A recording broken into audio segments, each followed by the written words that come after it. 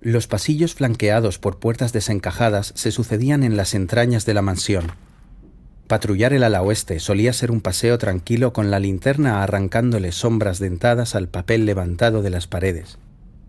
Pero cuando pasábamos por delante de una habitación anegada de escombros y el viento frío me lamía la cara, no podía reprimir la necesidad de abrazarme a la cabeza de papá. «Obstruyes mi campo de visión, Adán. Tengo miedo, jolín». Papá giró sobre sí mismo haciendo un barrido perimetral con la linterna.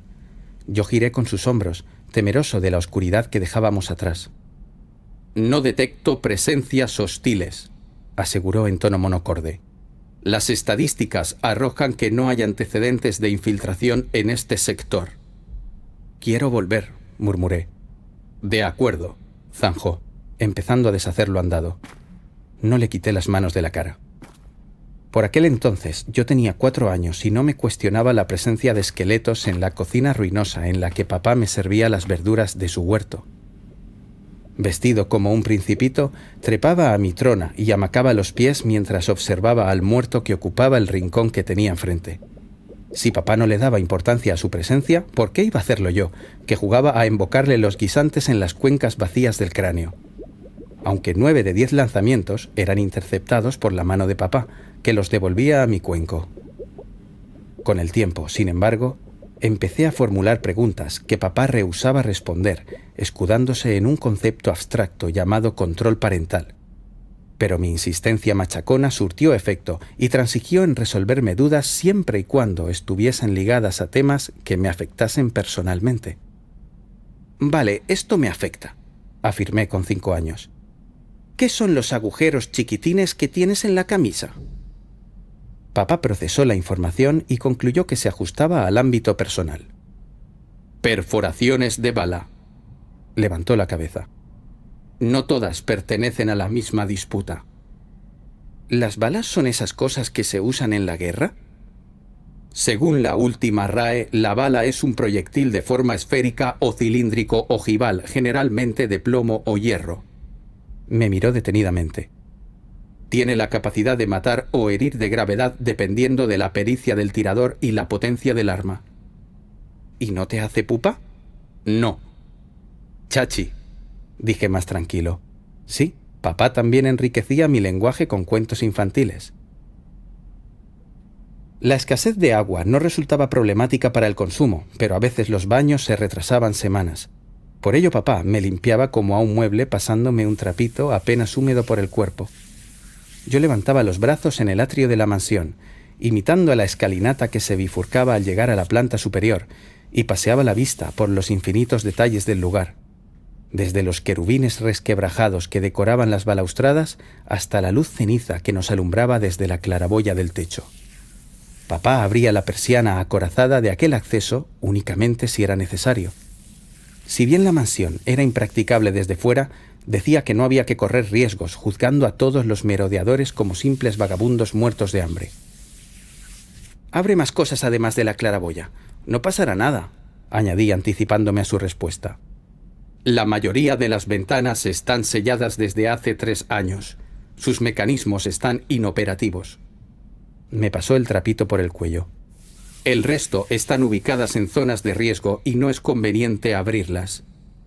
«Entonces abre la puerta, quiero ver el sol». «No es posible, Adán».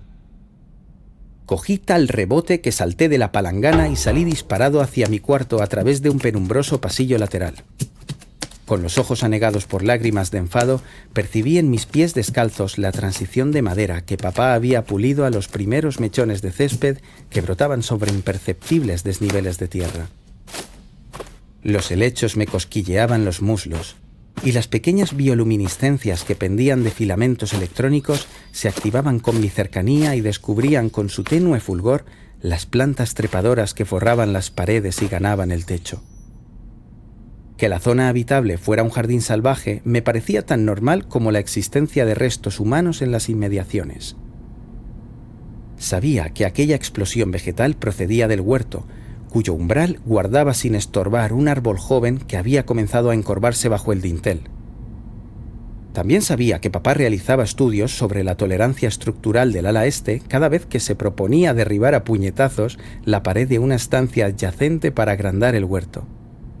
Pero desconocía la suerte que tenía al entrar en mi habitación, un sitio seguro, pisando el pasto revuelto y arrojarme al rincón de almohadones agitando la hojarasca.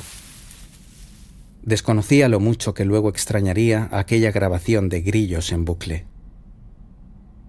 Esa noche diluvió.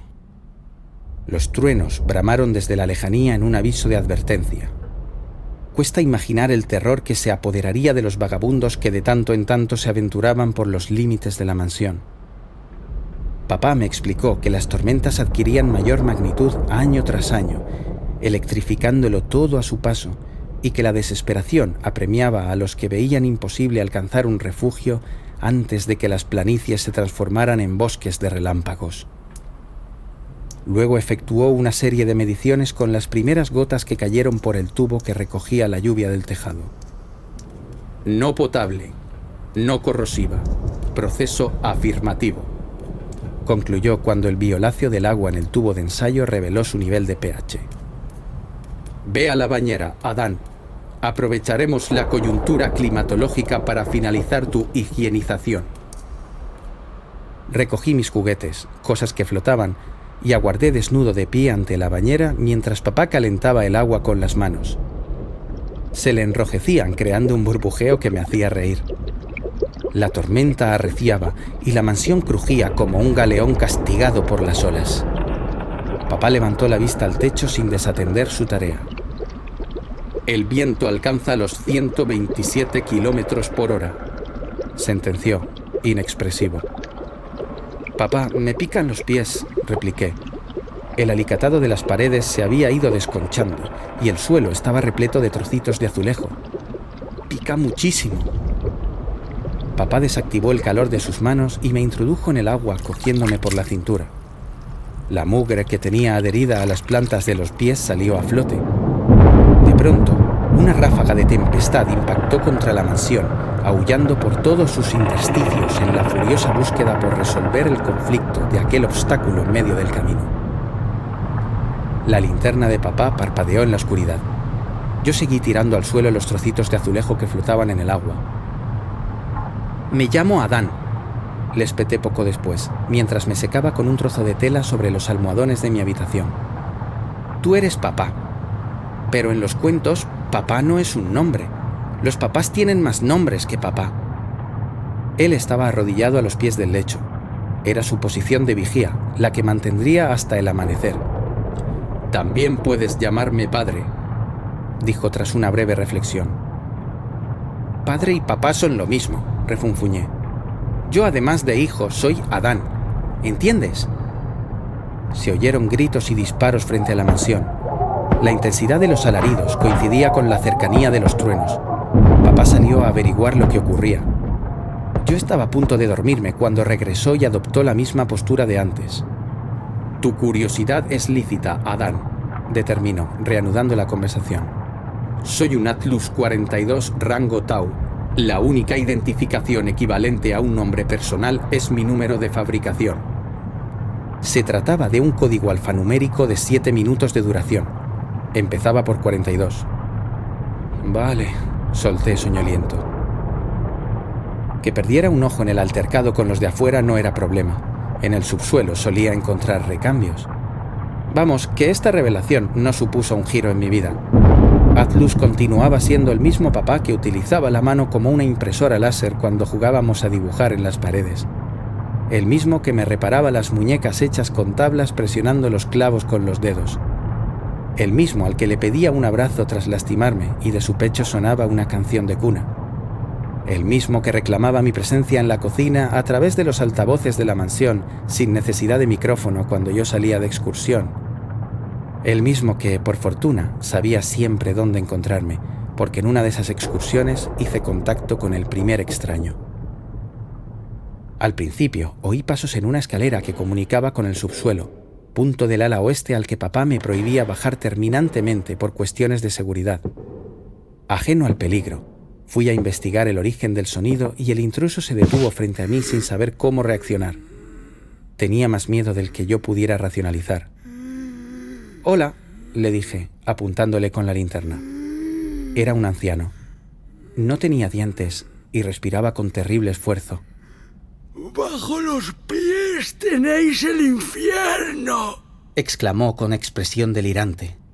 Yo no entendía el concepto de infierno, pero supe que se refería a algo malo. Ladeé la cabeza y observé la escalera, la luz que caía en cascada por los peldaños hasta el portón metálico entreabierto. «Kilómetros de pasillos, laboratorios, salas y habitaciones», susurró el viejo, abstraído en el recuerdo de su pesadilla. «Ese laberinto está repleto de sombras que se mueven solas». Papá dice que las sombras las proyectamos nosotros, aduje con tranquilidad. «Eres el hijo de la bestia, ¿eh? Pues ahí ya no queda nadie que las proyecte. Pero vagan por los túneles y a veces te atraviesan. No sé lo que quieren. A duras penas he conseguido escapar. Chiquillo, te lo ruego. Dame algo de comer».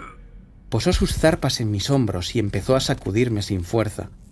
Estaba claro que había perdido cualquier atisbo de lucidez. Papá brotó como un misil de la oscuridad, desacelerando una milésima de segundo antes de cogerlo por el cuello. Lo soltó a buena distancia de mí. «Su presencia implica una infracción en el protocolo de seguridad», le advirtió. «Márchese inmediatamente o procederé a expulsarlo por la fuerza». «Si tenéis oxígeno de sobra», gritó en cuanto desapareció el dolor que la mano de papá dejaba al apretar. «Hasta puedo sentir la vibración de los motores purificadores en los tabiques». «Señor, la utilización de la fuerza no es un recurso negociable. Tiene que irse». «Incluso puedo...» Rompió a llorar. «Puedo oler a tierra y humedad. Tenían razón. Ellos tenían razón». Papá levantó al viejo por las solapas de la gabardina roñosa y, mientras éste se debatía enérgicamente, lo colocó en el primer peldaño de la escalera al subsuelo. «Sus enfermedades ponen en riesgo el equilibrio ambiental del refugio. Por favor, váyase antes de que me vea forzado a hacerle daño».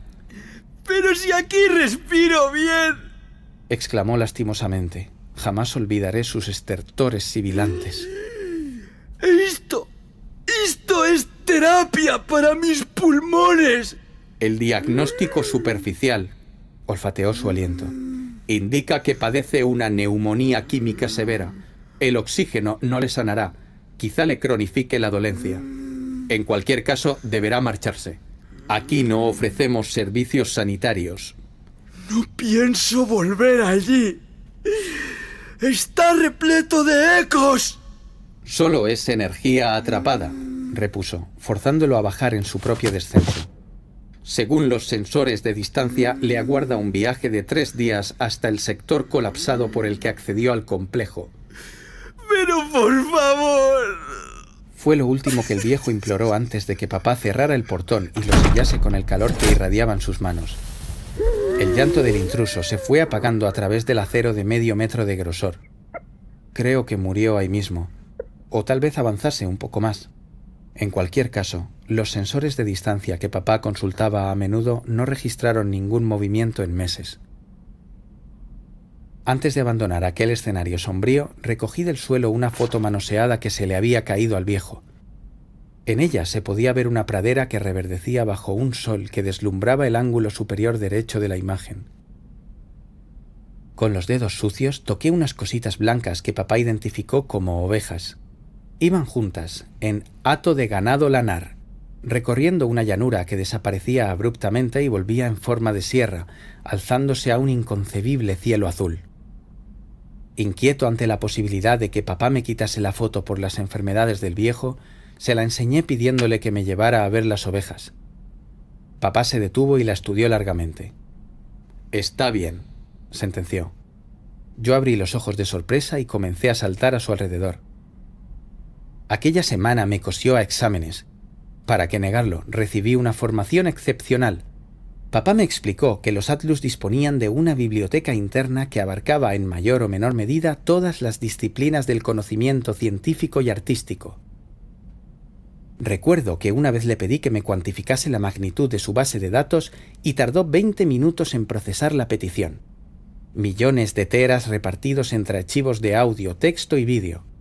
Los Rango Tau contaban además con la capacidad de jerarquizar su conocimiento en un sistema educacional adaptable a la edad del niño. Con las paredes por pizarra descubrí un mundo que ignoraba. Aprendí lo que eran los gobiernos, los embajadores y los escudos antimisiles, y por qué fallaron la noche que desde la Estación Espacial Internacional vieron la atmósfera de la Tierra llenarse de estelas cruzadas. Sí, fui buen alumno.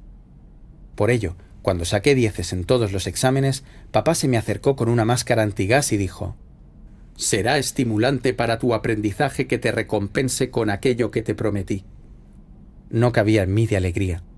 Sin embargo, la polvorienta máscara antigás no pasó desapercibida. «¿Y eso para qué es?», pregunté cejijunto. Tardé años en entender su vacilación, y aún hoy sigo asombrándome con su humanidad. «Necesitas protección», respondió. «Es posible que tus pulmones no estén preparados para asimilar el aire nuevo del exterior». Tras apretarme las correas de la máscara, me cogió de la manita y me llevó al atrio de la mansión. Extrañado con la intensidad de mi respiración, lo observaba todo como a través del visor de un batiscafo. Y mientras la puerta principal se abría hacia arriba entre gruñidos metálicos, papá me miró fijamente. Yo le correspondí. Era su forma de sonreír. Poco a poco una luz que a veces parpadeaba, comenzó a subir por mis piernas hasta alcanzarme la cintura. Retuve el impulso de echar un vistazo. Quería que el impacto fuese total. De hecho, la sorpresa no pudo ser mayor. Tardé varios segundos en salir del asombro que suponía descubrir un mundo idéntico al de la foto que guardaba en el bolsillo. Allí fuera reverdecía la pradera bajo un sol cegador, bajo un cielo tan azul que dolía. Los árboles custodios solazaban a las ovejas con sus sombras donde la llanura rompía, desaparecía y luego se alzaba al horizonte en picos de sierra. Era tan maravilloso, tan magnético, que cuando el paisaje entero parpadeó con un bajón energético que produjo chisporroteos en el atrio y el mundo se tornó gris parduzco y la pradera dejó de ser pradera para convertirse en dunas de basura que se extendían inconmensurables a través de un cementerio de aerogeneradores que llegaba hasta donde se perdía la vista en aquel vertedero acribillado de fumarolas, no perdí la esperanza de haberme equivocado. Ni siquiera cuando el viento retiró un banco de bruma y en la lejanía comenzó a adivinarse la presencia monstruosa de un panorama urbano de factorías vivientes que arrojían fuego al cielo nuclear. Ni siquiera. Porque papá, que había retrocedido sigilosamente al atrio, golpeó con la mano abierta un panel de control instalado en la pared y la foto del viejo regresó en el acto, abrumándome con su verdor. En ese momento no lo entendí. Me quedaban por delante muchos años de creer que las ovejas aún existían.